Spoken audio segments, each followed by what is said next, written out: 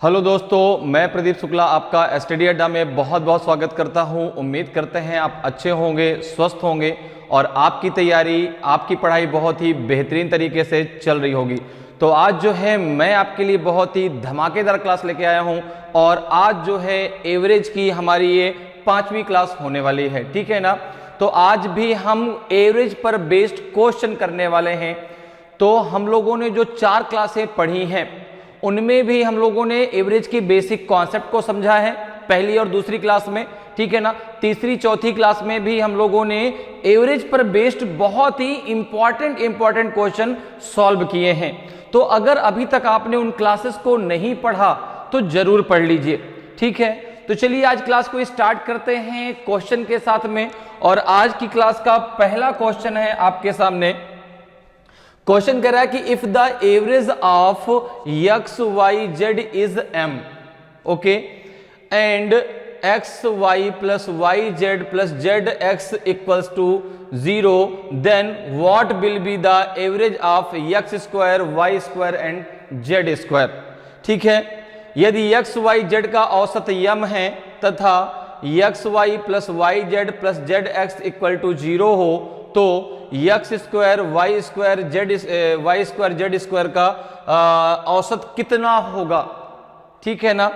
तो बताइए 8m square होगा, 12m स्क्वायर होगा कि 3m स्क्वायर होगा कि 4m स्क्वायर होगा।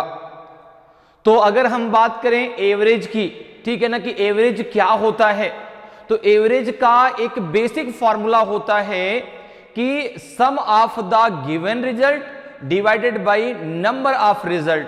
तो आपको वहां पर उन संख्याओं का जो भी आपको वहां पे परिणाम दिए गए उनका आपको एवरेज मिल जाता है। जैसे अच्छा एक चीज और, अगर एवरेज को हमको सम में कन्वर्ट करना हो तो जो एवरेज दिया गया हो उसमें जितने लोगों का दिया गया हो, ठीक है ना, और जितना दिया गया हो उसमें उनका मल्टीप्लाई कर दो, आपको उसका सम मिल जाएगा, ठीक है ना। जैसे यहां पे देखिए क्या कह रहा है कि यदि एक्स वाई जेड का औसत दिया गया है m, ठीक है ना, तो औसत का मतलब होता है कि देखिए x plus Y plus Z, चूंकि 3 आपके रिजल्ट हैं, एक x है, एक y है और एक z है, इनका जो एवरेज है वो m है। तो एवरेज के लिए इनको 3 से डिवाइड किया गया और उसका रिजल्ट कितना आ गया, आपका m आ गया। उसका रिजल्ट कितना आ गया, आपका m आ गया। तो हम कह सकते हैं यहां पर कि x plus Y plus Z equals to हो जाएगा 3m। 3 से क्यों डिवाइड किया गया ये बात समझ में आ गई आपको, क्योंकि जो है एवरेज को निकालने का तरीका क्या होता है कि sum of the given result divided by number of result. तो नंबर ऑफ रिजल्ट कितने हैं यहाँ पे 1 2 3, तो 3 से हमने डिवाइड किया। अब ये किसके बराबर में है, ये है बराबर किसके, m के। अब जरा देखें तो हम x plus Y plus Z equal to लिख सकते हैं 3m। अब हमें एवरेज चाहिए किसका, x square Y square Z square का। तो अब यहां पर आप a plus b plus c का होल ऑफ स्क्वायर का फॉर्मूला लगा दीजिए, ठीक है ना। किसका लगाएंगे, a plus b plus c का होल ऑफ स्क्वायर का जरा फॉर्मूला लगाइए, ठीक है ना। जैसे देखिए x plus Y plus z, ठीक है ना, इसके होल स्क्वायर का फॉर्मूला क्या होता है, x square plus y square plus z square plus जाएगा आपका 2xy plus 2yz plus 2zx, यही तो होगा। तो अगर हम यहां से देखें तो x square plus y square plus z square, अगर 2 आप यहां से बाहर ले लेंगे तो क्या बचेगा, x Y plus Y Z plus Z x. अब देखिए इसकी वैल्यू कितनी दी गई है, 0 दी गई है, इसकी वैल्यू आपको दी गई है 0, तो आप यहां पे डायरेक्ट 0 रख देंगे तो ये कितना हो जाएगा आपका, x square plus y square plus z square plus 2 into 0 हो जाएगा, क्योंकि इसकी वैल्यू 0 दी गई है। ये किसके बराबर है, x plus Y plus z का होल ऑफ स्क्वायर। अब देखो इसकी वैल्यू आपको पता कितनी है, इसकी वैल्यू आपको पता है x plus Y plus z की वैल्यू 3m है। तो यहाँ पे 3m रख दीजिए, कितना हो जाएगा आपका ये 3m का whole half square equals to x square plus y square plus z square, और ये क्या हो गया आपका 0 हो गया, तो वो उसकी वैल्यू 0 हो जाएगी। ठीक है, अब देखिए कितना आ जाएगा, तो यहाँ पे आपका आ जाएगा x square plus y square plus z square, कितना आ गया आपका 9m स्क्वायर। तो ये तो इनका सम आ गया ना, ये तो क्या आ गया, इनका सम आ गया, और हमें चाहिए इनका एवरेज। ठीक है ना, ये क्या आ गया, इनका सम आ गया, हमें चाहिए एक्स स्क्वायर वाई स्क्वायर और जेड स्क्वायर का एवरेज चाहिए। तो आप क्या करेंगे, इसको 3 से डिवाइड कर देंगे। 9m स्क्वायर इनका सम है, इसको आप 3 से डिवाइड कर दीजिए, 3 3 9 हो जाएगा, आपका आंसर आ जाएगा 3m स्क्वायर। आंसर आ जाएगा आपका 3m स्क्वायर। तो x square plus y square plus z square का जो एवरेज होगा वो आपका 3m स्क्वायर होगा। क्या होगा, 3m स्क्वायर होगा। तो ऑप्शन सी आपका सही आंसर हो जाएगा। ठीक है ना, क्लियर है। तो x square Y square Z square का एवरेज कितना होगा, 3m स्क्वायर होगा। तो ऑप्शन आपका जो सी है बिल्कुल सही आंसर हो जाएगा। क्लियर, चलिए आगे बढ़ते हैं, अगले क्वेश्चन पे आते हैं। अगले क्वेश्चन का आंसर जरा बताएं कि the average age of 30 boys in a class is 16 years and that of 20 girls is 14 years.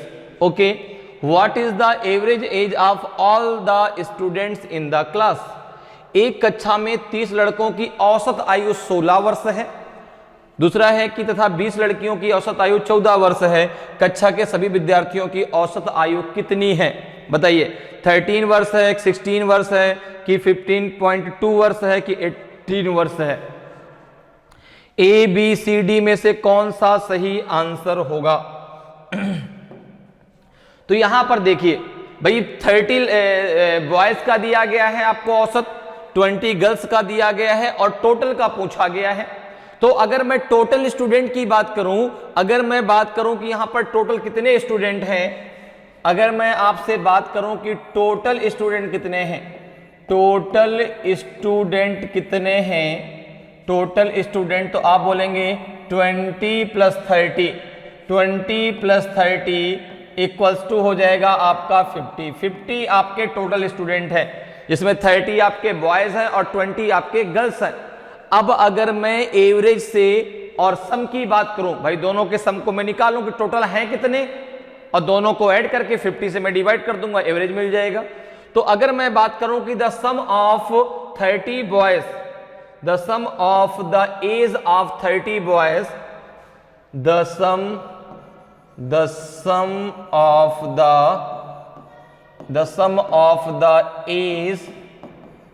As of 30 boys is कितना हो जाएगा, 30 इंटू 16, ये हो जाएगा आपका 480। कितना हो जाएगा, 480 हो जाएगा। इसी प्रकार से 20 गर्ल्स का मैं निकाल लूं कि the sum of the age of 20 girls, the sum of the age of 20 girls. अब देखो इनका एवरेज कितना दिया गया है, तो 14 दिया गया है, तो 20 इंटू 14 ये हो जाएगा आपका 280। कितना हो जाएगा, 280 हो जाएगा। तो अगर मैं टोटल सम की बात करूं, अगर मैं टोटल की बात करूं कि बॉयज और गर्ल्स कितने हैं, अगर मैं टोटल की बात करूं कि टोटल बॉयज प्लस गर्ल्स कितने हैं, तो आप बोलेंगे टोटल है आपके 480 बॉयज हैं और 280 गर्ल्स हैं। टोटल कितना हो जाएगा आपका 0 8 8 16, 1 कैरी हुआ, 4 2 6 और 1 हो जाएगा 7, 760 आपके जो है टोटल स्टूडेंट है। ठीक है ना, बॉयज और गर्ल्स को मिला के। तो इनका अगर एवरेज की बात करूं, अगर मैं एवरेज इनका निकालूं तो क्या हो जाएगा आपका 760 अपॉन हो जाएगा कितना आपका जो है 50, क्योंकि टोटल स्टूडेंट कितने आपके 50 हैं। 0 से 0 गया, 5 1 जा 5, 5 5 जा 15, 5 पंजा 5, कितना बचेगा 2, 5 5 जा 25, 5 5 जा 25 बचेगा 1, पॉइंट लगाया 0 बढ़ाया 5 2 जा 10, तो ये आ जाएगा आपका 15.2 ईयर आपका आएगा। 15.2 ईयर आपका आएगा कि सभी विद्यार्थियों की जो एक एवरेज एज आएगी वो 15.2 ईयर आएगी, 15.2 वर्ष आएगी। क्लियर है? तो 15.2 ईयर आपका सही आंसर होगा, ऑप्शन सी आपका सही आंसर हो जाएगा। क्लियर? चलिए आगे बढ़ते हैं, अगले क्वेश्चन पे आते हैं। अगले क्वेश्चन का आंसर जरा बताएं कि the average temperature of the first 4 days of a week was 40.2 degree Celsius and the average temperature of the last 4 days was 41.3 degree Celsius. If the average temperature of the whole week is 40.6 degree Celsius, then what was the temperature of the 4th day? ठीक है, question कह रहा है कि एक सप्ताह के प्रथम 4 दिनों का औसत तापमान 40.2 डिग्री सेल्सियस तथा अंतिम 4 दिनों का औसत तापमान 41.3 डिग्री सेल्सियस था। यदि पूरे सप्ताह का औसत तापमान 40.6 डिग्री सेल्सियस हो तो चौथे दिन का तापमान कितना था? बताइए, ए बी सी डी में से कौन सा सही होगा? 43.8 डिग्री सेल्सियस कि 44.5 डिग्री सेल्सियस कि जो है 41.8 डिग्री सेल्सियस कि जो है 42.8 degree Celsius? A B C D में से कौन सा आपका सही आंसर होगा? तो देखिए, अगर मैं आपसे कहूं कि एक सप्ताह में टोटल डेज कितने होते हैं, तो एक सप्ताह में टोटल डेज आपके 7 होते हैं। अब यहां पर देखो क्या दिया गया कि एक सप्ताह के प्रथम 4 दिनों का औसत तापमान, तो अगर मैं बात करूं कि प्रथम 4 दिनों के तापमान का योग कितना होगा, तो आप एवरेज को सम में कन्वर्ट कर लीजिए। 4 दिनों का औसत दिया है तो 4 उसमें एवरेज, उसके एवरेज में 4 से मल्टीप्लाई कर दीजिए, आपको सम मिल जाएगा। ठीक है ना? अब आपको चौथे दिन का तापमान बताना है तो आप टोटल निकाल लीजिए कितना तापमान था, उन 4 दिनों का कितना था, जो लास्ट के 4 दिन थे उनका कितना था, और टोटल से उनको माइनस कर दीजिए, दोनों को ऐड करके आपका आंसर आ जाएगा। देखिए कैसे, देखिए तो यहां पे देखिए, अगर मैं बात करूं the sum of the first 4 days temperature, the सम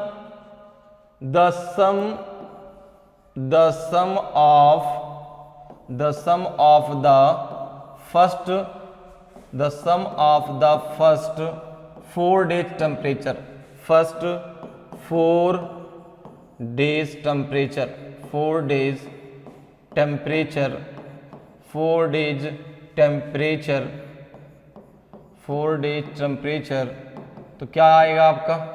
तो आपने कहा कि इनका जो एवरेज दिया गया था वो कितना दिया गया आपका 40.2 डिग्री सेल्सियस में 4 का मल्टीप्लाई कर देंगे तो 4 2 जा 8, फिर 0 आ जाएगा, 4 4 जा 16।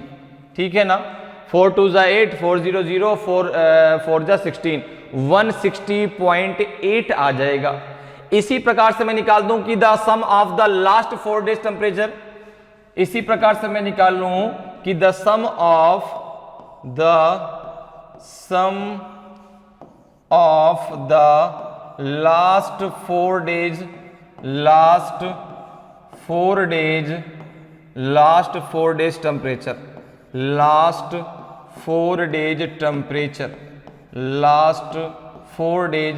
टेम्परेचर, तो ये हो जाएगा आपका जो है, कितना हो जाएगा?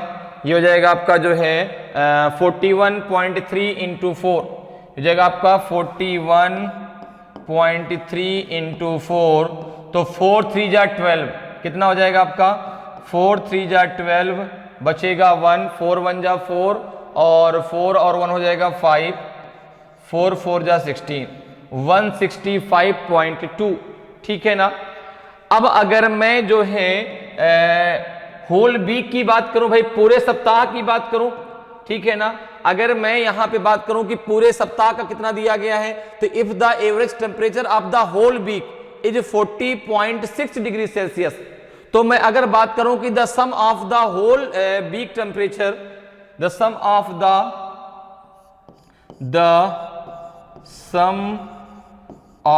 The whole week temperature, whole week temperature, whole week temperature, whole week temperature, तो यहां पे कितना हो जाएगा, देखिए कितना है आपका 40.6 इंटू 7, कितना आ जाएगा ये 6 7 6 जा 42, बचेगा आपका 4, तो यहां पे 4 आ जाएगा, 7 4 जा 28, 284 आएगा, 284 आएगा।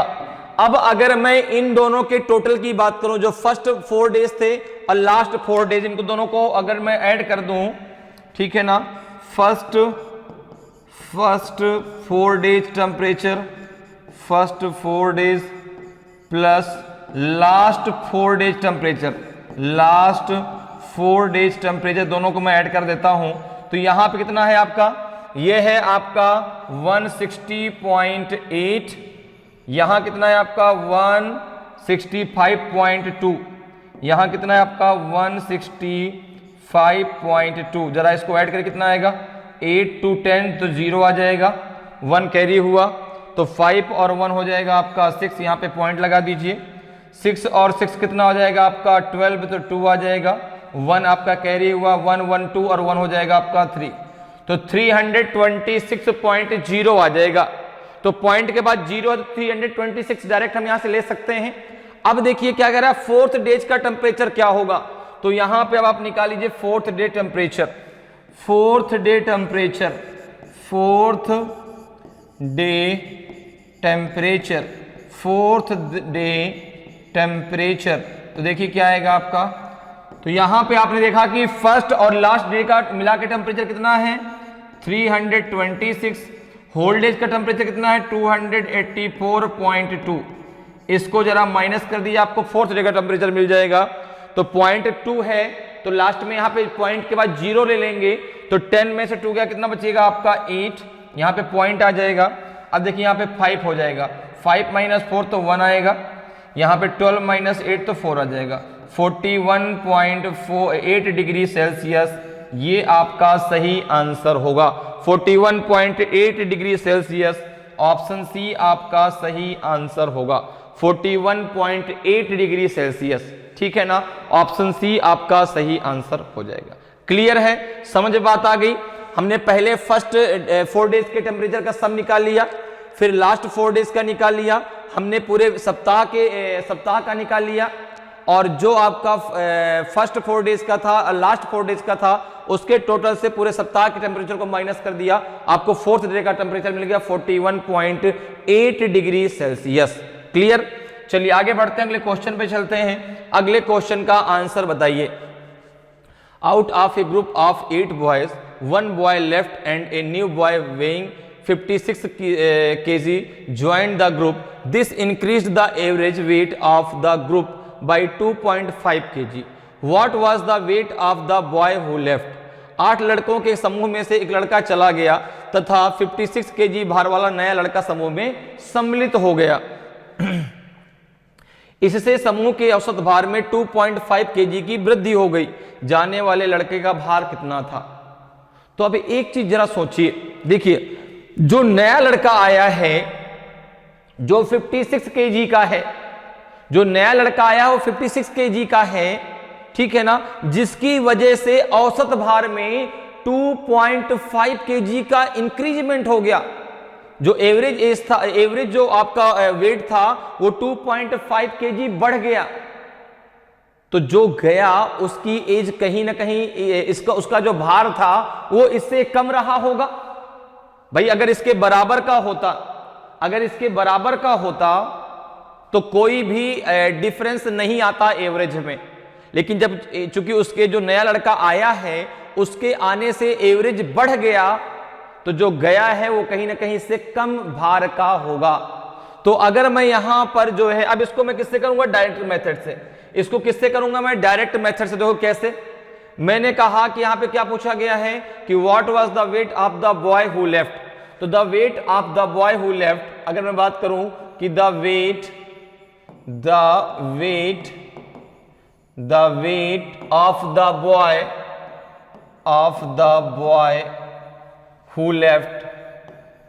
द बॉय हु लेफ्ट, तो आपने कहा कि अगर उसका वेट 56 केजी होता तो कोई भी डिफरेंस आपका एवरेज में नहीं पड़ता, लेकिन जो नया लड़का आया है उसके भार की वजह से एवरेज में वृद्धि हो गई, तो जो गया था वो कहीं ना कहीं इससे कम भार का रहा होगा। तो अब देखिए, अगर मैं बात करूं, अच्छा लड़कों के समूह में कोई फर्क नहीं पड़ा भाई, एक गया तो एक आ गया, पहले भी 8 थे अभी भी 8 हैं।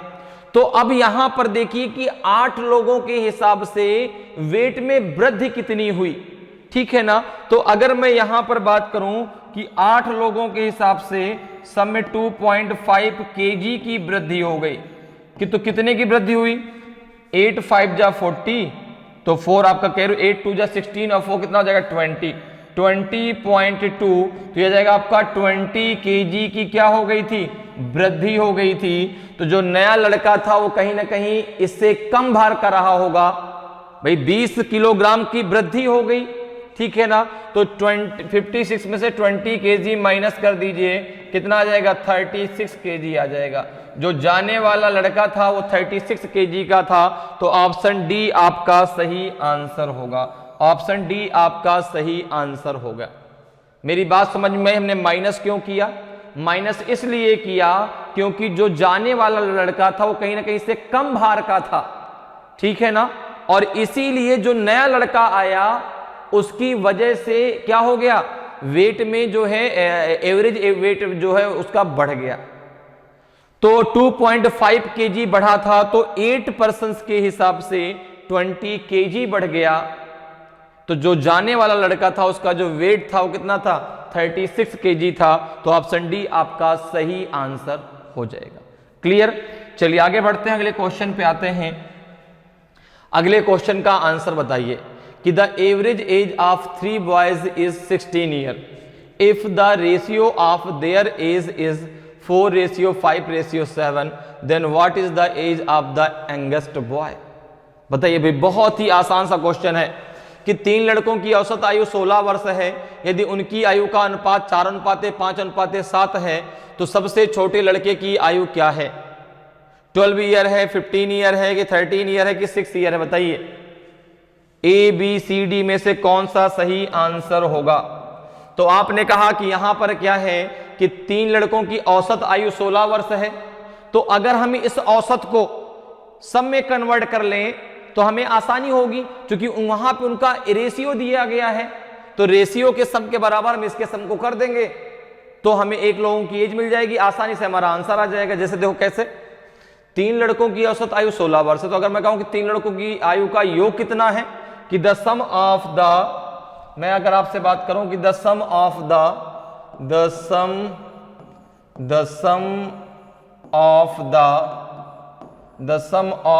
3 बॉयज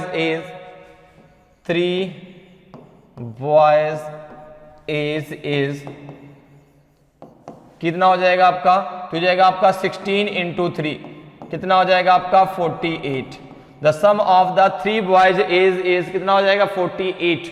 अब देखो रेशियो क्या दिया गया है, रेशियो दिया गया है आपका 4:5:7, तो रेशियो का जो है सम कितना है 4 + 5 + 7, तो ये है आपका 16, ठीक है ना। तो रेशियो का जो आपका सम है उसको आप इनके एज के सम के बराबर कर दो, तो यहां पे हो जाएगा आपका 16 = हो जाएगा आपका 48 के, तो 1 बराबर हो जाएगा आपका 48/16, 16 3 जा 48, तो यहाँ पे आपका हो जाएगा जो है 1 = हो जाएगा आपका 3। 1 मतलब हमने x मान लिया, 1 का मतलब यहाँ पे किससे है, x से है, 1 का मतलब किससे है, x से है, ठीक है ना।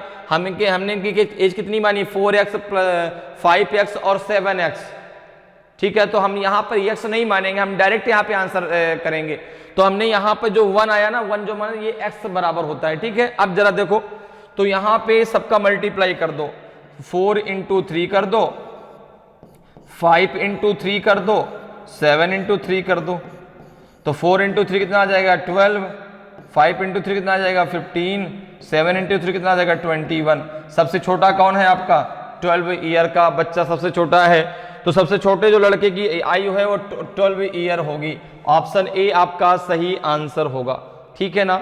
जो सबसे छोटा है उसकी जो एज है वो आपकी 12 ईयर होगी, तो ऑप्शन ए आपका सही आंसर हो जाएगा।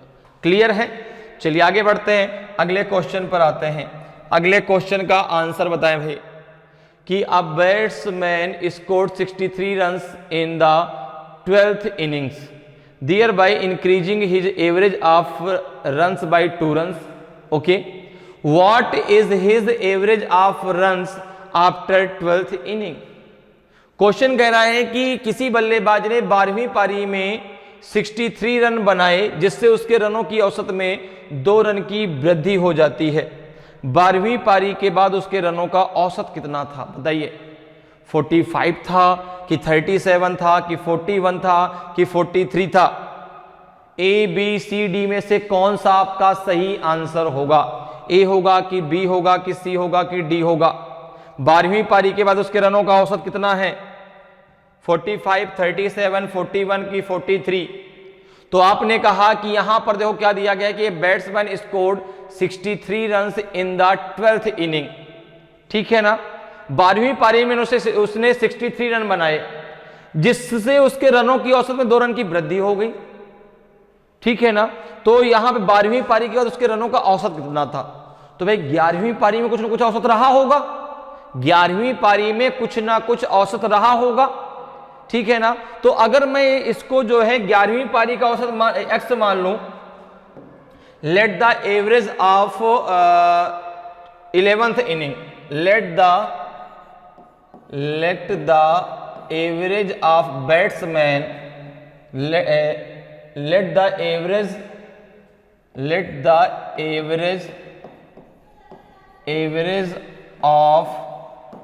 let the average of run a batsman in 11th inning, innings, ठीक है ना, 11th innings, ये आपने मान लिया x, ठीक है ना। Let the average of run a batsman in 11th inning, ये कितना हो जाएगा आपका x। तो अगर मैं आपसे कहूं कि 12th में क्या होगा भाई, 11th में आपने x मान लिया, तो 12th इनिंग में कितना हो जाएगा? तो 12th इनिंग में हो जाएगा आपका x प्लस 2। 12th इनिंग में कितना हो जाएगा आपका? x प्लस 2 हो जाएगा कि नहीं हो जाएगा बताइए जरा भाई। x 11th में कुछ ना कुछ रहा होगा, तो आपका 12th के बाद जो 12th इनिंग उसने खेली उसके बाद उसका जो एवरेज था वो आपका 2 बढ़ गया। तो हमको भाई 11th का एवरेज तो पता है नहीं, तो हमने मान लिया x। तो 12th का क्या हो जाएगा आपका? 12th का क्या हो जाएगा? 12th का हो जाएगा x प्लस 2। अब उसने जो 12वीं पारी खेली उसमें 63 रन बनाए, ठीक है ना। तो अब जरा हम क्या करते हैं, इस एवरेज को किस में कन्वर्ट कर लें? सम में कन्वर्ट कर लें। तो अगर 11वीं पारी का हो जाएगा तो कितना हो जाएगा? 11 इंटू एक्स हो जाएगा ना, प्लस कितना हो जाएगा 12वीं पारी में? 12 इंटू एक्स प्लस 2। ये किसके बराबर है? 63 के। उसने 12वीं पारी में 63 रन बनाए हैं, तो जो इन दोनों का सम है वो किसके बराबर में भाई? चूंकि उस 63 रन के बाद ही तो एवरेज बढ़ेगा, तो उसमें 11वीं पारी के भी तो रन जुड़ेंगे, 11वीं पारी के भी तो रन जुड़ेंगे।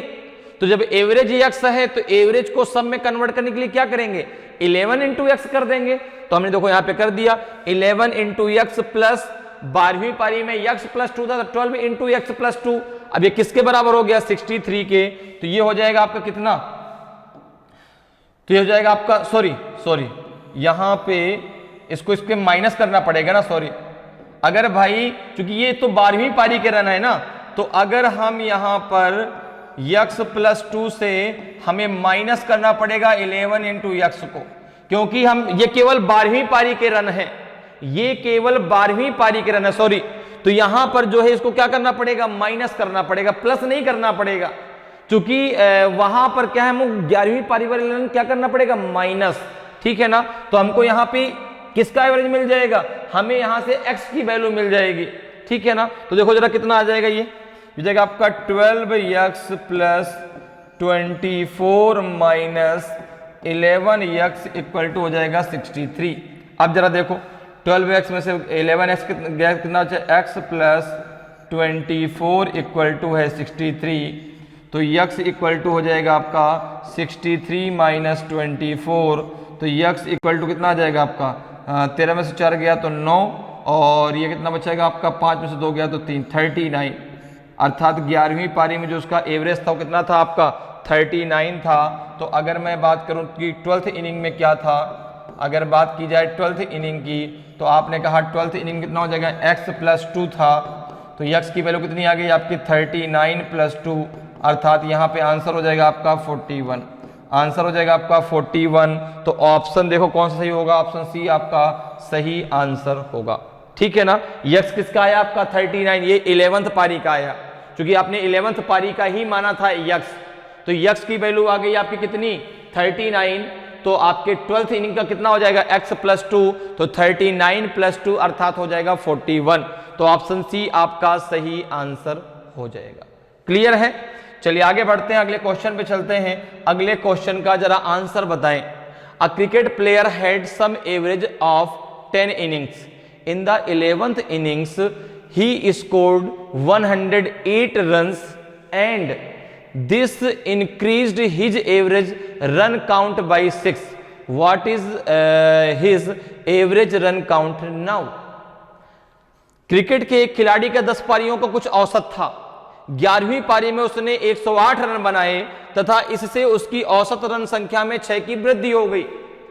अब उसकी औसत रन संख्या कितनी है, 39 रन की 42 रन की 46 रन की 48 रन, बताइए भाई ए बी सी डी में से कौन सा सही आंसर है, कितना है उसका औसत, 39 रन का है कि 42 रन का है कि 46 रन का है कि 48 रन का है। तो आपने कहा कि देखो भाई 10वीं पारी में कुछ ना कुछ उसका औसत रहा होगा, क्रिकेट के एक खिलाड़ी का 10वीं पारियों का कुछ औसत था, हमें नहीं मालूम क्या औसत था, तो आपने कहा कि वह औसत हम यक्स मान लेते हैं कि the average of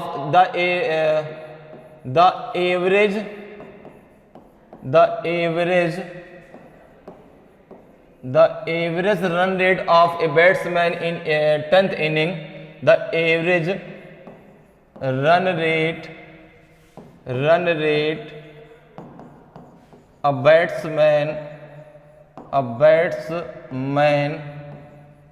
in 10th inning कितना मान लिया हमने, इनिंग्स ये मान लिया हमने x, तो 11th इनिंग कितना हो जाएगा, 11th इनिंग कितना हो जाएगा x प्लस 6, क्योंकि अब बढ़ के कितना हो गया आपका x प्लस 6 हो गया। उसने 11वीं पारी में बनाए कितने रन, 108 बनाए, उसने 11वीं पारी में बनाए 108 रन, तो 10वीं पारी का रन इससे माइनस कर दें, किससे, 11वीं पारी से। तो आपने कहा 10वीं पारी में कितना है, जब एवरेज आपका x है तो अगर हम रन को निकालेंगे तो एवरेज में 10 का मल्टीप्लाई कर दें तो हमको टोटल रन मिल जाएंगे। तो यहां पे जरा देखिए क्या करेंगे हम, 11th इंटू x प्लस 6 में से हम 10th इंटू x को माइनस कर देंगे तो हमें जो है 108, अब ये 108 किसके बराबर हो जाएगा, इसके बराबर, क्यों, क्योंकि ये जो आपके रन है वो 11th पारी के हैं, तो 10th पारी को हमने क्या कर दिया, माइनस कर दिया उसके रनों को। अब देखो यहां पे कितना हो जाएगा, 11th x प्लस हो जाएगा 66 माइनस हो जाएगा 10th, ठीक है, जगह 108, ये कितना हो जाएगा आपका x प्लस 66 इक्वल्स टू हो जाएगा 108, तो x इक्वल टू कितना हो जाएगा, जरा देखिए 108 माइनस 66 कितना आ जाएगा, तो ये आ जाएगा आपका जो है, ये कितना आ जाएगा आपका जो है x बराबर आ जाएगा कितना, 8 माइनस 6 तो आ जाएगा 2, 10 माइनस 6 तो आ जाएगा आपका 4, x बराबर आ जाएगा 42। तो ये तो 10th इनिंग का आपका क्या था, एवरेज था, ये एवरेज रन रेट किसका था, 10th इनिंग का था। तो 11th इनिंग की अगर मैं बात करूं, अगर मैं 11th इनिंग की बात करूं तो 11th इनिंग का कितना था आपका x प्लस 6, तो ये हो जाएगा आपका 42 प्लस 6, ये हो जाएगा आपका 48 रन जो है ये आपका 11th इनिंग का जो है क्या था, आपका औसत रन संख्या थी। ठीक है ना। तो ये जो है 11th इनिंग की जो औसत रन संख्या हो जाएगी 48 रन, ठीक है ना। आपका बिल्कुल सही आंसर हो जाएगा। क्लियर है। तो किस प्रकार से लगाना है ये क्वेश्चन आपके हर एग्जाम में जरूर पूछे जाते हैं, ठीक है ना। बैट्समैन ने इतने रन बनाए तो इतना एवरेज बढ़ गया, ऐसे क्वेश्चन हर एग्जाम में आपके जरूर से जरूर आते हैं। तो ये बहुत ही इंपॉर्टेंट क्वेश्चन है आपके लिए, ठीक है। चलिए आगे बढ़ते अगले क्वेश्चन पे आते हैं। अगले क्वेश्चन का आंसर बताएं जरा कि the average number of runs scored by 6 player in a cricket match was 36. Okay, if one of these players scored 16 run, then what is the average number of run of the remaining players? एक cricket match में 6 खिलाड़ियों की औसत run संख्या 36 है, ठीक है। यदि इनमें से एक खिलाड़ी ने 16 रन बनाए हों तो शेष खिलाड़ियों की औसत रन संख्या कितनी है? 24 है, 40 है, 45 है कि 35 है? आपने कहा बहुत सिंपल क्वेश्चन है। देखिए क्या कह रहा है, आपको यहां पर दिया है 6 खिलाड़ियों की औसत रन संख्या। तो अगर 6 खिलाड़ियों का आपका रनों का योग निकालें, 6 खिलाड़ियों के रनों का योग, 6 खिलाड़ियों के रनों का योग, 6 खिलाड़ियों के रनों का योग, 6 खिलाड़ियों के रनों का योग अगर हम निकालते हैं कितना आ जाएगा? 6 इंटू कितना है आपका 36, कितना आएगा जरा निकालिए भाई। 6 6 जा 36, 6 3 जा 18 और 3 हो जाएगा 21, 216 आएगा। अब उनमें से एक खिलाड़ी का दिया गया है 16 रन। कितने रन बनाए खिलाड़ी ने? 16 रन बनाए। तो आपने क्या किया, जो एक खिलाड़ी ने 16 रन बनाए थे उसमें से आपने 216 से उस 16 को माइनस कर दिया, कितना बचा आपका? 200 बच गया, ठीक है ना। जो ये पूछ रहा है कि जो तो शेष खिलाड़ियों की औसत रन संख्या कितनी है, शेष खिलाड़ियों ने कितने रन बनाए औसत में, एवरेज में। तो अब यहां जरा देखिए रिमेनिंग प्लेयर का अगर मैं जो है क्या निकालूं, रन निकालूं, तो यहां पे the average number of run, the average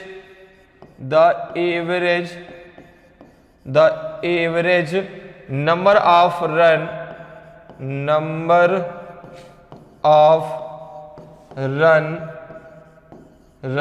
of the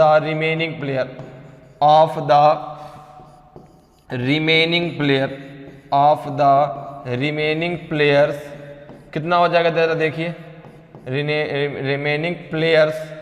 तो आपने कहा कि अब देखो टोटल कितने खिलाड़ी थे, टोटल आपके 6 प्लेयर थे ना, 6 खिलाड़ी हैं, 6 प्लेयर हैं, है ना। अब इसमें से एक का आपको पता है 16 रन, तो 16 आपने माइनस कर दिया, कितना बचा? 200 बचा। अब खिलाड़ी कितने बचे? केवल 5 खिलाड़ी, कितने बचे? केवल 5, क्योंकि एक तो आपने एक का रन तो दिया गया ना, उससे 16 रन बनाए। तो आपने कहा कि अब जो रिमेनिंग थे वो थे आपके 5, तो 200 अपॉन हो जाएगा 5, 5 4 जा 20 आ जाएगा आपका 40 रन प्रति प्लेयर, ठीक है ना। तो प्रत्येक प्लेयर ने एवरेज में 40 रन बनाए, तो आंसर हो जाएगा आपका 40। ऑप्शन बी आपका सही आंसर हो जाएगा, ठीक है ना। तो शेष खिलाड़ियों की औसत रन संख्या कितनी है? आपकी 40 रन है, तो ऑप्शन बी आपका सही आंसर होगा। क्लियर। चलिए आगे बढ़ते हैं, अगले क्वेश्चन पे आते हैं। अगले क्वेश्चन का आंसर बताइए भाई। क्वेश्चन कह रहा है कि by scoring 98 runs in the 19th inning the average number of runs of a cricket player increased by 4 runs, what was his average run count after 19th inning. 19th पारी में 98 run बनाकर एक cricket खिलाड़ी की औसत run संख्या में 4 रनों की वृद्धि हो गई। 19 पारियों के बाद उसकी औसत रन संख्या कितनी थी? 32 थी, 26 थी कि 18 थी कि नन ऑफ दीज, इनमें से कोई नहीं। बताइए भाई, ए बी सी डी में से कौन सा आपका सही आंसर होगा कि 19th पारी में 98 रन बनाकर एक क्रिकेट खिलाड़ी की औसत रन संख्या में 4 रनों की वृद्धि हो गई। तो 19 पारियों के बाद उसकी औसत रन संख्या कितनी थी? तो अगर यहां पर देखें तो 18th पारी में कुछ ना कुछ उसका औसत रहा होगा, भाई 18th इनिंग में कुछ ना कुछ औसत रहा होगा ना। तो आपने मान लिया कि 18th इनिंग में ठीक है ना, 18th इनिंग में कितना औसत था x, मैंने मान लिया 18th इनिंग में उसका जो औसत था वो x मान ला। तो 19th इनिंग में कितना हो जाएगा, तो 19th इनिंग में कितना हो जाएगा, तो आपने कहा 19th इनिंग में अब 4 बढ़ गया ना, तो x प्लस 4 हो जाएगा। कितना हो जाएगा, x प्लस 4 हो जाएगा। क्लियर है। तो अब जरा देखिए, अब उसने जो ये रन संख्या दी गई वो 19th पारी की दी गई, 19वीं पारी की दी गई है। तो यहां पर आप क्या करेंगे, 19th into x plus 2 minus कर देंगे आप 18th इनिंग्स के रन्स को, तो हो जाएगा 18th एक्स इक्वल टू हो जाएगा आपका 98। तो हो जाएगा 19th x plus 38 minus 18th x equal to हो जाएगा आपका 98। कितना हो जाएगा ये, x प्लस 38 इक्वल्स टू हो जाएगा 98। तो x इक्वल टू हो जाएगा आपका 98 माइनस 38, तो x इक्वल टू आ जाएगा आपका 60। x इक्वल टू आ जाएगा आपका 60। तो 60 किसका है, आपका 18th का। 60 किसका है, आपका 18th का है। तो क्वेश्चन कह रहा है कि 19वीं पारियों के बाद उसकी औसत रन संख्या कितनी थी। क्लियर है ना भाई, कितना हो जाएगा आपका, यहां पे आपका 98 है, बिल्कुल सही। तो x कितना आएगा, 60। तो यहां पे अगर मैं बात करूं 19th पारी के बाद, तो 19th पारी के बाद उसका कितना था, तो आपने कहा ये हो जाएगा आपका जो है x प्लस 4। तो x कितना है आपका 60, 60 प्लस 4 हो जाएगा आपका 64। कितना हो जाएगा आपका 64, आपका सही आंसर हो जाएगा। क्लियर है। तो कितना आंसर हो जाएगा आपका, नन ऑफ दीज आपका सही आंसर हो जाएगा। नन ऑफ दीज आपका सही आंसर हो जाएगा। ठीक है ना। तो 19th पारी का कितना, 19th पारी का तो उसका औसत कितना हो जाएगा, 64 हो जाएगा। क्लियर है, समझ में बात आ गई। अच्छा एक मिनट जरा रुकिएगा, यहां पे हमने x प्लस 2 रखा है, यहां पे x प्लस 4 होना चाहिए। अच्छा एक मिनट जरा रुकिएगा, हमने थोड़ा सा गलत कर दिया। कोई बात नहीं, यहां पे आप x प्लस 2 रख लीजिए। इसको फिर से कर लेते हैं ना, वहां पे हमने x प्लस 2 रखा था ना, यहां पे कितना हो जाता है 19th इनिंग के बाद उसका जो है एवरेज x प्लस 4 हो जाता है। भाई अगर 18th में x था तो यहाँ x प्लस 4 हो जाता है। तो ये हो जाएगा आपका 19th into x plus 4 minus 18th x equal to 98 की हमने x प्लस 2 रख दिया था ना। तो जगह 19th x plus 76 minus 18th x equal to 98। ये कितना हो जाएगा आपका, ये हो जाएगा x प्लस 76 इक्वल्स टू हो जाएगा 98।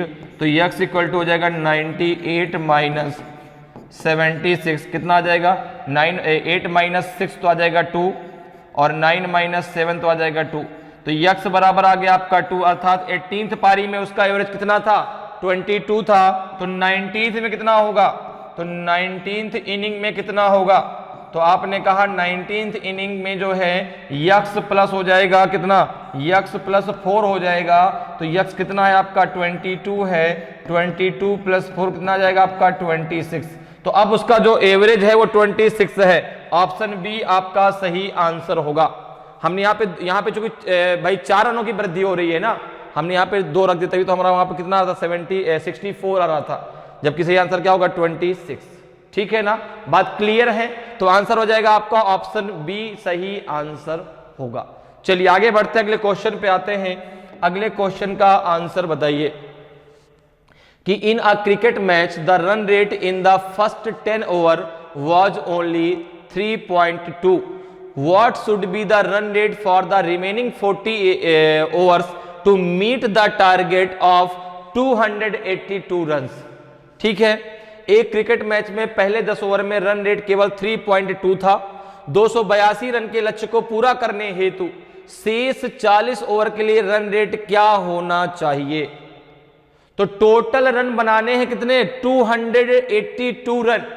यहां पे जो टोटल रन दिए गए कितने दिए गए हैं, टोटल जो टारगेट है हमारा, टोटल रन कितने बनाने हैं हमें, 282 का टारगेट है। अभी तक 10 ओवरों में जो रन रेट है वो 3.2 रन प्रति ओवर का है, ठीक है ना।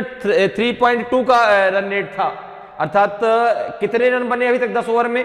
तो अगर आप बात करें कि 10 ओवर में बनने वाले रनों की संख्या, 10 ओवर में बनने वाले रनों की संख्या, 10 ओवर में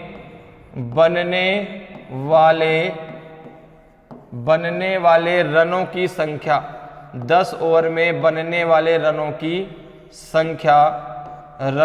संख्या कितनी हो जाएगी। तो आपने कहा एवरेज कितना था आपका, तो ये था आपका 10 इंटू 3.2, तो ये हो जाएगा आपका 32। अभी तक जो है 10 ओवर में केवल 32 रन बने हैं, ठीक है ना। 10 ओवर में केवल कितने बचे हैं आपके, 32 रन बने हैं। तो अभी आपको कितने रन और बनाने हैं, अभी रिमेनिंग रन कितने हैं, रिमेनिंग रन्स की बात करें अगर, रिमेनिंग रन्स कितने हैं, तो आपने कहा 282 माइनस 32, रिमेनिंग रन कितने हैं आपके 282 माइनस 32, तो ये हो जाएगा आपका कितना, ये हो जाएगा 250, कितना हो जाएगा 250। तो अभी रिमेनिंग ओवर कितने हैं 40, अभी रिमेनिंग ओवर कितने हैं 40 हैं। तो एवरेज, तो यहां पे अगर हम बात करें एवरेज रन रेट की, ठीक है ना, तो क्या होना चाहिए, यहां पे पूछ रहा है कि what should be the run rate for the remaining 40 overs to meet the target. तो द रन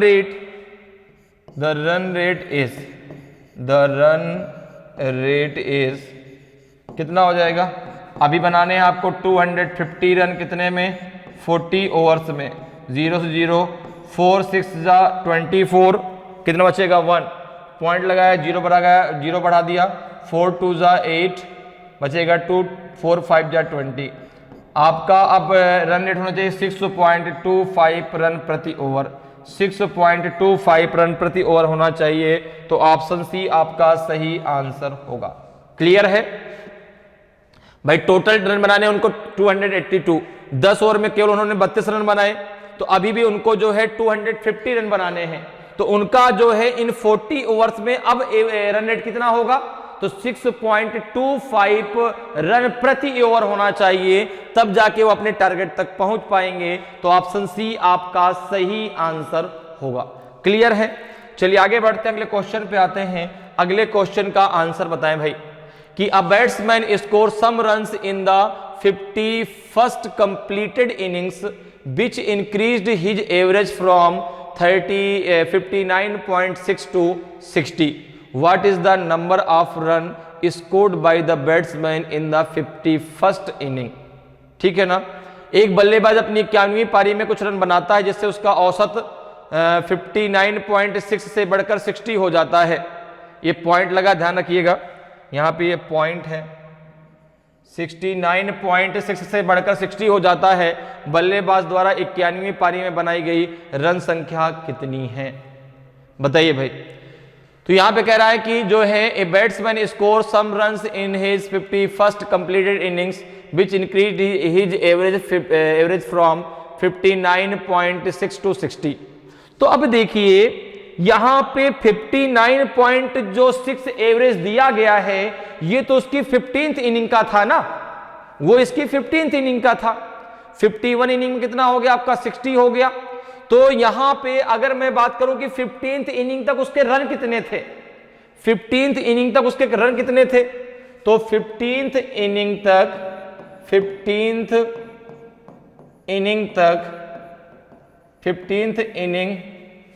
तक रनों की संख्या, 15 इनिंग तक रनों की संख्या, 15th इनिंग तक रनों की संख्या, 15th इनिंग तक रनों की संख्या कितनी हो जाएगी जरा बताइए। तो आपने कहा कि एवरेज कितना है 59.6 इंटू हो जाएगा 50।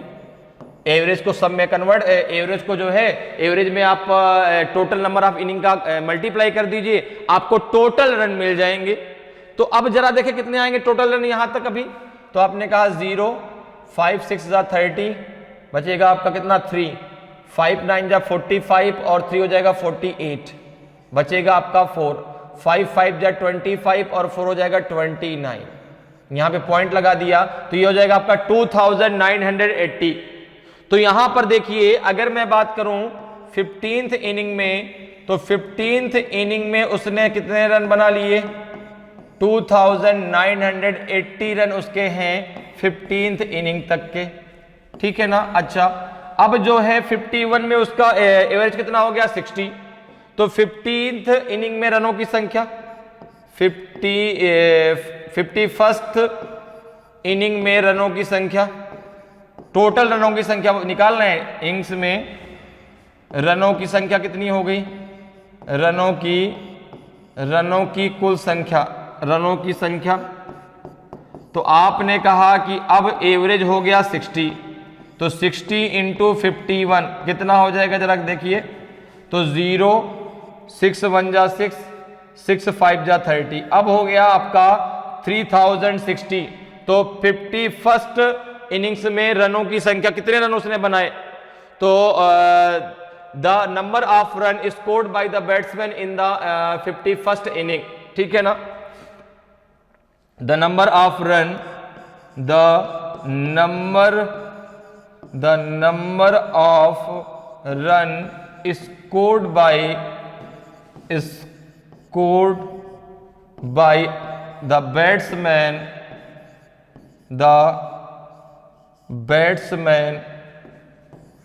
scored by the batsman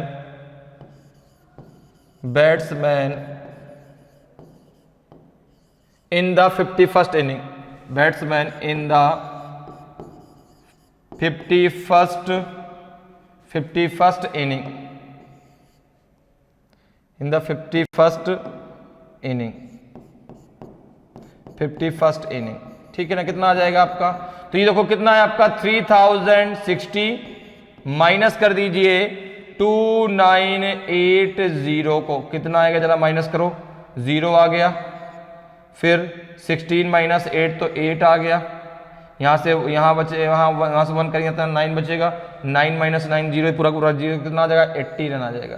कितना आ जाएगा आपका 80 रन, तो ऑप्शन बी आपका सही आंसर होगा। उसने जो है जो 51st इनिंग थी उसमें उसने केवल 80 रन बनाए, 80 रन बनाए, तो ऑप्शन बी आपका सही आंसर होगा, ठीक है ना भाई। 15th इनिंग में इतने रन थे, 51st इनिंग में उसके 3060 रन हो गए, तो उसने केवल 51st इनिंग में केवल आपके 80 रन बनाए, तो ऑप्शन बी आपका सही आंसर हो जाएगा। चलिए आगे बढ़ते हैं, अगले क्वेश्चन पे आते हैं। अगले क्वेश्चन का आंसर बताइए कि the captain of A one day cricket team scored 30 run more than the average run of the remaining 6 batsmen of the same team. If 310 runs were scored by all the batsmen of that team, then how many runs were scored by the captain? एक दिवसीय cricket team के कप्तान ने उसी team के शेष अन्य 6 बल्लेबाजों के औसत रनों से 30 रन अधिक बनाए। यदि उस टीम के सभी बल्लेबाजों द्वारा 310 रन बनाए गए हों तो कप्तान द्वारा कितने रन बनाए गए, बताइए भाई। 80 रन बनाए गए, 85 रन बनाए गए, कि 70 बनाए गए, कि नन ऑफ दीज, इनमें से कोई नहीं, बताइए क्या होगा सही आंसर। तो देखिए क्वेश्चन क्या कह रहा है यहां पर, क्वेश्चन ने कहा है कि भाई the captain of A one day cricket team scored 30 run more than the average run of the remaining 6 batsman. जो कैप्टन है उसने 30 रन अधिक बनाए, जो बाकी के 6 बल्लेबाज है, तो टोटल बल्लेबाज कितने हैं 7 हैं, टोटल बल्लेबाज कितने हैं 7 हैं। तो अगर मैं यहां पर एक चीज मानूं कि भाई जो 6 बल्लेबाज हैं उनसे जो कैप्टन था उसने 30 रन ज्यादा बनाए, तो अगर यहां पे जो आपके 6 बैट्समैन थे अगर उनके द्वारा बनाए गए रनों की संख्या मैं x मान लेता हूं, ठीक है ना। तो यहां पे मैंने माना कि जो 6 बल्लेबाज थे उन्होंने x बनाए, उन्होंने x रन बनाए होंगे। तो अगर मैं कैप्टन की बात करूं, अगर मैं कैप्टन की बात करूं तो कैप्टन का कितना हो जाएगा x + 30 हो जाएगा, नहीं हो जाएगा भाई। भाई एक दिवसीय क्रिकेट टीम के कप्तान ने उस टीम की शेष अन्य 6 बल्लेबाजों के औसत रनों से 30 रन अधिक बना दिए। तो आपने कहा कि 6 लोगों ने यक्स बनाए, तो कैप्टन ने भाई यक्स प्लस 30 बना दिए। ठीक है, अब देखो यहां पे क्या है कि टोटल जो टीम थी उसने 310 रन बनाए, अर्थात 6 यक्स प्लस हो जाएगा, अब कैप्टन तो सिंगल है तो 1 into x plus 30 equals to हो जाएगा आपका 310।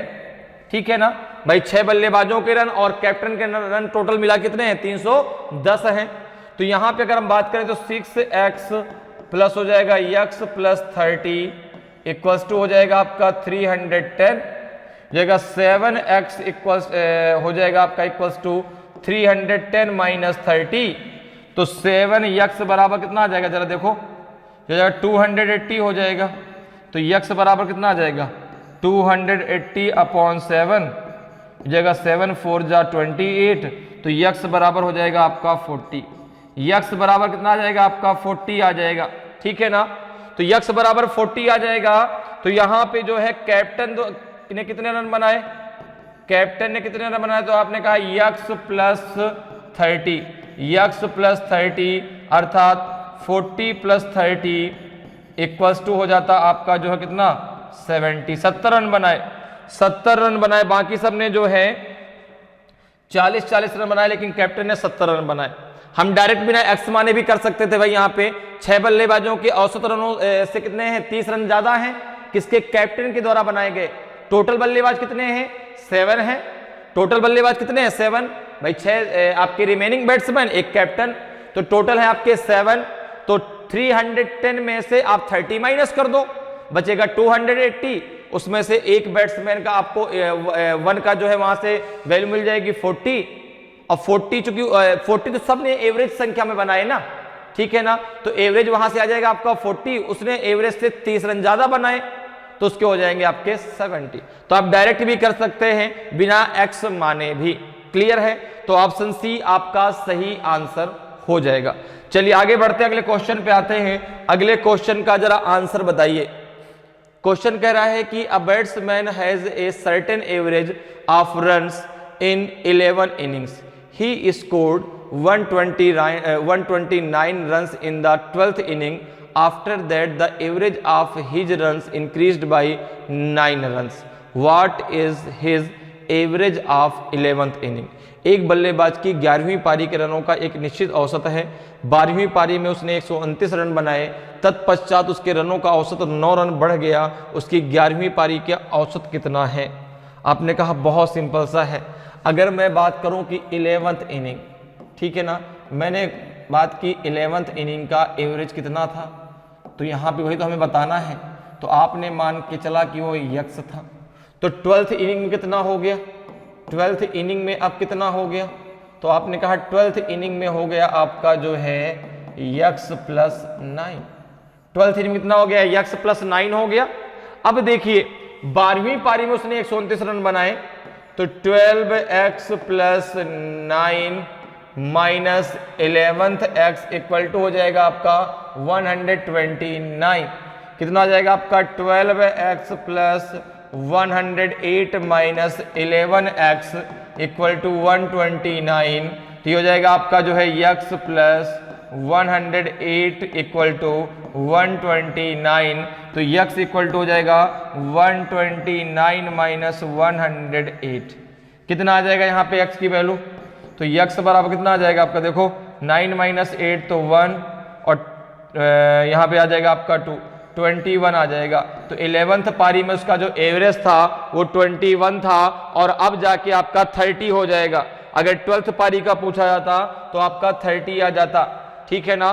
तो अब उसका एवरेज 30 हो जाएगा, ठीक है ना, और 11th में उसका 21 होगा। तो यहाँ पे उसके 11th इनिंग्स का पूछा गया है, तो 11th इनिंग का हमने यक्स माना था, तो आंसर आ जाएगा आपका 21। क्लियर है, चलिए आगे बढ़ते हैं, अगले क्वेश्चन पे आते हैं। अगले क्वेश्चन का आंसर जरा बताएं। क्वेश्चन कह रहा है कि the ratio between the speed of A car, jeep and tractor is 3:5:2 respectively.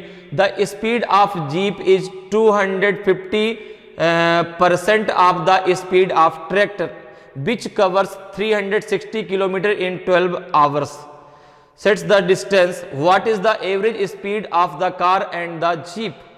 एक कार, जीप और ट्रैक्टर की गति के बीच का अनुपात क्रमशः 3:5:2 है।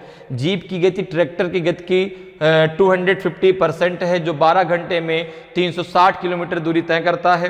कार और जीप की औसत गति कितनी है? देखिए, तो यहां पे आपको किसकी गति दी गई है? यहां पे आपको दी गई है जो है जीप की गति ट्रैक्टर की गति की 250% है, जो 12 घंटे में 360 किलोमीटर की दूरी तय करता है। तो यहां से आप ट्रैक्टर की गति निकाल सकते हैं, ठीक है ना। तो यहां पे जैसे देखो क्या दिया गया, कार, जीप और ट्रैक्टर। कार, फिर आपका दिया गया है जीप, और फिर दिया गया है यहां पर ट्रैक्टर का रेशियो। ट्रैक्टर का रेशियो दिया गया, कितना दिया गया है? आपने कहा दिया गया 3:5:2। अब जरा देखिए, यहां पे जो गति दी गई है वो ट्रैक्टर की दी गई, कितनी? ट्रैक्टर की दी गई है। अगर हम ट्रैक्टर की बात करें तो ट्रैक्टर की स्पीड कितनी दी गई है? तो आपने कहा 12 आवर्स में 360 किलोमीटर, तो 1 आवर्स में 360/12, तो ये हो जाएगा आपका 30 किलोमीटर प्रति आवर। तो 1 घंटे कितना हो जाएगा आपका? 30 किलोमीटर। 30 किलोमीटर ये तो आ गया आपका किसका? ये आपका जो है ट्रैक्टर से। अब देखो, ये ट्रैक्टर की गति मिल गई कितनी है आपकी? 30 किलोमीटर, ठीक है ना, प्रति आवर के हिसाब से 12 घंटे में वो 360 किलोमीटर दूरी तय करता है। अब यहां पे कहा गया कि जीप की गति, जो जीप की गति है वह ट्रैक्टर की गति की कितनी है? 250% है। तो अगर मैं यहां पे बात करूं जीप की speed of jeep, speed of jeep, तो आपने कहा कि जो जीप की स्पीड है वह ट्रैक्टर की स्पीड की 250% है। तो ट्रैक्टर की स्पीड कितनी है? 30 का 250% निकाल लो। 30 का 250% मतलब डिवाइडेड बाई 100, तो 0 से 0 दोनों कट जाएंगे, 25 3 75 आ जाएगा। तो जीप की स्पीड कितनी आ जाएगी? 75 किलोमीटर प्रति आवर। तो अगर अब यहां पर देखो कार और जीप का रेशियो कितना दिया गया है? कार और जीप का रेशियो कितना दिया गया? 3:5, ठीक है ना। ये जीप की स्पीड कितनी है? 75। तो अगर हम यहां पर कर दें, कर लें 5 = 75, क्योंकि रेशियो देखो जीप का कितना? 5। भाई कार का स्पीड 3 है और जीप की कितनी है? 5। यहां के हिसाब से 5, लेकिन है 75, तो 5 = 75, तो 1 = कितना हो जाएगा आपका? 15। 15 5 जा 75 होता है भाई, 15 हो जाएगा आपका कितना? 1 = हो जाएगा आपका 75/5। तो 5 से जब आप डिवाइड करो कितना आ जाएगा? 15 आ जाएगा। तो अगर मैं बात करूं कार और इसके जीप की स्पीड की, अगर मैं बात करूं कि कार की स्पीड क्या होगी और जीप की स्पीड क्या होगी, तो आप कहेंगे 15 3 जा 45 और 15 5 जा 75। जीप की स्पीड है 75 किलोमीटर प्रति घंटा, कार की कितनी आ गई आपकी? 15 3 जा 45 किलोमीटर प्रति घंटा, ठीक है ना। अब इनकी एवरेज स्पीड निकालनी है। तो कितना हो जाएगा?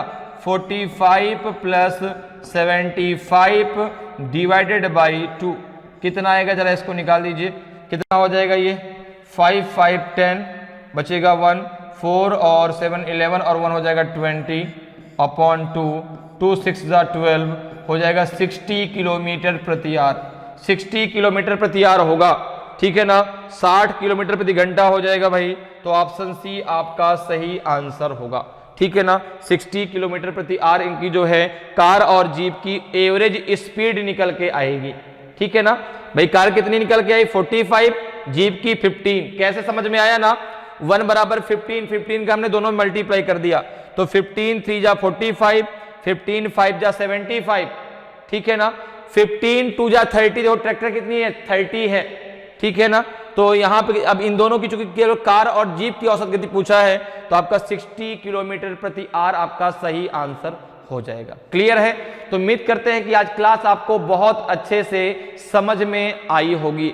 अगर आज की क्लास आपको अच्छी लगी हो, आज का वीडियो आपको अच्छा लगा हो और अभी तक आपने वीडियो को लाइक नहीं किया तो वीडियो को लाइक करें। अगर आप नए हैं और अभी तक आपने चैनल को सब्सक्राइब नहीं किया तो चैनल को सब्सक्राइब जरूर कर लें, ताकि आपको क्लास की जानकारी समय समय मिलती रहे और आपकी तैयारी बेहतरीन तरीके से चलती रहे। तो आज के इतना ही, फिर मिलेंगे। जय हिंद, जय भारत।